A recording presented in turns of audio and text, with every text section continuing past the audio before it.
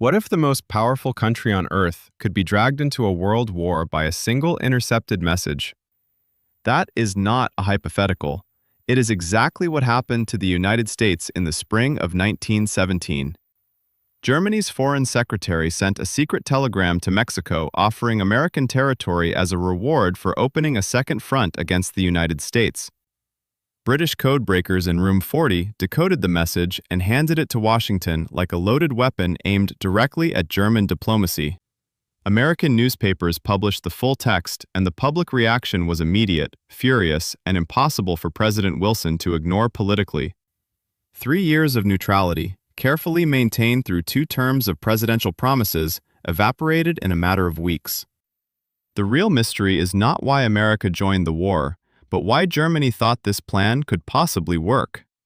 Germany was already bleeding out on 2 fronts, outgunned in the Atlantic, and watching its economy collapse under a British naval blockade that was slowly strangling every supply line it had. So what kind of logic leads a desperate empire to deliberately provoke the one country that hadn't yet picked a side? The answer starts with a man named Arthur Zimmermann, and a gamble so reckless it's almost impossible to believe a professional diplomat signed his name to it. Arthur Zimmermann wasn't a fool. He was a man who just watched his country back itself into a corner. By January 1917, Germany had been bleeding for 2.5 years, and the Western Front had swallowed an entire generation without moving a single meaningful mile. The German High Command made a decision that they knew carried enormous risk. Resume unrestricted submarine warfare, meaning every ship in the Atlantic was now a target. They understood that would almost certainly drag the United States into the war, so Zimmermann needed a plan to keep America too distracted to cross an ocean. His answer was Mexico, a country still raw from losing Texas, New Mexico, and Arizona to the United States just 70 years earlier. Offer Mexico those territories back, and suddenly, America has a war on its own border to worry about. It wasn't madness, it was a calculated trade-off, betting that Mexico could tie down American forces long enough for German submarines to starve Britain into surrender. The question was whether that bet could survive the one thing Zimmermann never accounted for: the British already reading his mail. Germany needed this message to travel nearly 6,000 miles without anyone noticing, and it immediately had a problem. The only transatlantic cables Germany owned had been cut by the British Royal Navy on the very first day of the war. So Zimmermann did something that should have stopped him cold. He asked the United States to carry his secret for him. President Wilson had offered American diplomatic cables as a gesture of goodwill to help Germany communicate peace proposals, and Zimmermann used that open door to route a message that was anything but peaceful. The telegram left Berlin, passed through Washington, and then took an even stranger detour. It crossed a transatlantic line that Britain physically controlled. Every word of it traveled through hands that had every reason to be suspicious. Does that sound like a plan designed to stay secret to you? The Germans were so desperate for a back channel to Mexico that they handed their most dangerous secret to the 2 countries most likely to destroy them with it. Deep inside the British Admiralty, a windowless office held the most dangerous secret of the war. Room 40 was Britain's code-breaking unit, staffed by linguists and mathematicians who spent their days unraveling German communications one encrypted character at a time. When Zimmermann's telegram arrived through their intercept network, the analysts recognized the cipher immediately. It was a German diplomatic code they'd been quietly cracking for months. The work was slow, painstaking, and the message that emerged was more explosive than anything they had decoded before. Mexico would declare war on the United States, Germany would fund the campaign, and Texas, New Mexico, and Arizona would be the prize. The codebreakers understood instantly that this single document could pull America off the sidelines and into the war. But sharing it meant exposing something Britain could never afford to lose: the fact that Germany's most secure diplomatic channels were already an open book to British intelligence. If Berlin found out, they'd change their codes overnight, and Room 40's greatest advantage would vanish before it could be used again. The British now held a weapon more dangerous than any artillery shell, but firing it wrong would destroy everything. If Germany ever learned that Room 40 had cracked their naval cipher, they'd change their codes overnight, and Britain would go deaf at the worst possible moment. So the intelligence chiefs in London did something almost as audacious as the telegram itself. They built a cover story. British agents in Mexico quietly obtained a copy of the telegram as it passed through local telegraph lines, giving Wilson's government a version that looked like ordinary espionage rather than signals intelligence. The Americans would never need to know about Room 40, the stolen codebooks, or the years of patient code breaking that made this moment possible. What they would know is that Germany had just asked Mexico to stab them in the back. Now the telegram landed on the desk of a president who had won re-election just months earlier on the promise that he kept America out of the war. And the question was whether that promise could survive what he was about to read. On March 1st, 1917, American newspapers printed the full text of the Zimmermann telegram, and the country's mood shifted in a single morning. Every major paper ran it above the fold.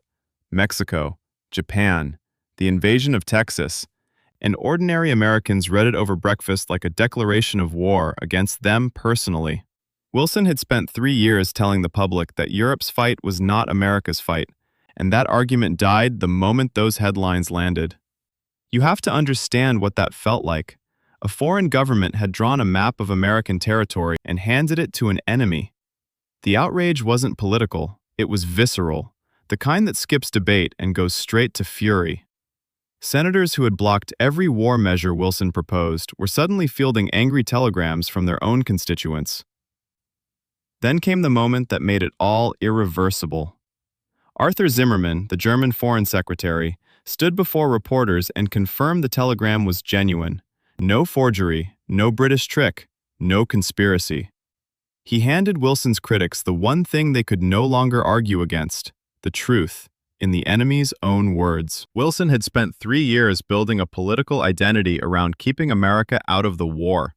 Every speech, every diplomatic note, every re-election slogan had pointed toward the same promise. This country would not bleed for Europe's quarrels. Then the telegram hit the front pages, and that identity started coming apart faster than his advisors could manage. He didn't sleep well in those weeks, by most accounts, and the people around him noticed a man carrying something he couldn't put down. The cabinet pushed him toward war. The public pushed him toward war. And now Congress was watching to see which Wilson would show up. He asked himself, genuinely, whether sending young Americans to die was worth whatever outcome waited on the other side. On April 2, 1917, he walked into a joint session of Congress and asked for a declaration of war, his voice steady, his face not quite matching it. 4 days later, Congress gave him what he asked for, and the most powerful neutral nation on earth was neutral no more. The question that followed him out of that chamber was the same one that follows every leader who crosses that line. Had he just saved the world, or simply added America to its wreckage? By the spring of 1917, Britain and France weren't winning. They were surviving, barely, on borrowed time. French troops had mutinied across 54 divisions after a catastrophic offensive that gained almost nothing and killed thousands.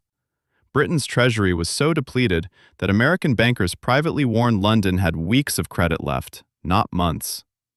And then the Americans arrived, not as a trickle, but as a flood that Germany had no answer for.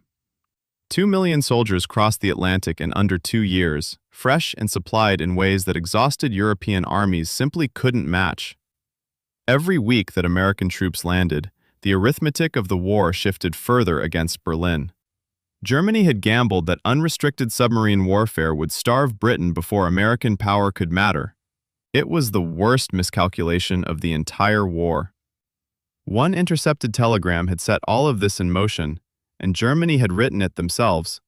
Code-breaking historian David Kahn put it about as clearly as anyone has.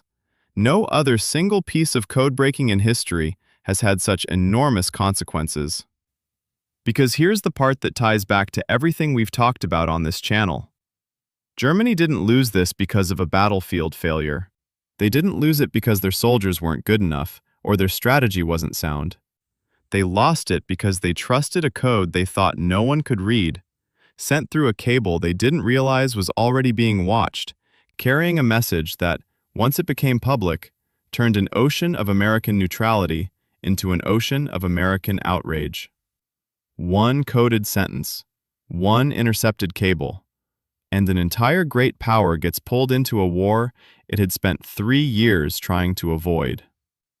If this is the kind of history you want more of, hit like, hit subscribe. It helps more than you'd think. And a misdelivered telegram wasn't the only tiny detail that ended up rewriting the world. There's a mosquito bite, a single insect bite, that quite possibly killed one of the greatest conquerors in history and reshaped the ancient world's entire